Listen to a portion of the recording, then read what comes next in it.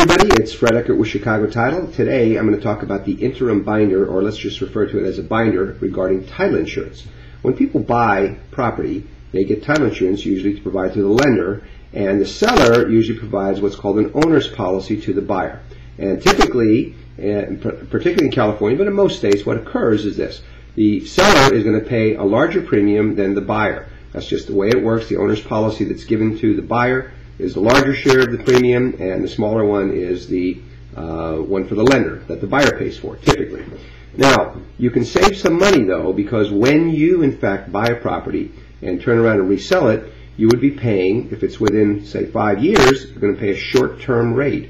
But it's still a considerable sum of money because now you're paying for the owner's policy as opposed to the buyer's policy. By the way, you might see a cat in the background. It's just having a fun time here. Listen to me also. So here's what happens.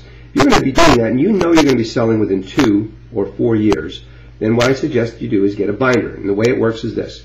Whatever the title insurance premium is, the basic rate for when you purchase the property, whatever that sales price is, and I'm going to use the example here of $200,000, a basic rate for title insurance at $200,000 is $957. So 10% of that is roughly $96.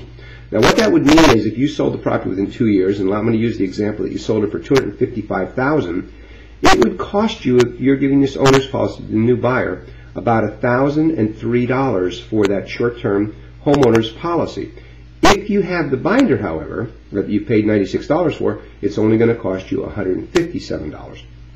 So let's project out a little farther. Let's say you're not sure if you're going to sell it, but maybe it's going to be 3 or 4 years away. Well, at the end of the 2 years, you can get an additional 2-year binder. Again, you don't have to purchase it right then, but as long as you have the first binder, you can still go ahead and buy the second binder. It would cost you another $96. And the example I'm going to use now is if you sold it for $300,000 within that 4 years, title insurance would cost you $1,119 normally. However, it would only cost you $286 if you had the binder. So I hope you see the value of using a binder when you're purchasing property and intending to resell. Now, if you're going to keep the property forever, you know there's no chance of selling, then you don't want to waste your time in a binder. However, lots of investors, lots of people who are buying are not sure if they're going to keep it or not. In those cases, I would recommend you get a binder and just be on the safe side. It costs 10% of whatever the basic rate is. It's well worth the cost because when you go to sell it, even if you're not sure, you can always get the 2-year binder. It costs you an extra $100. It's like insurance.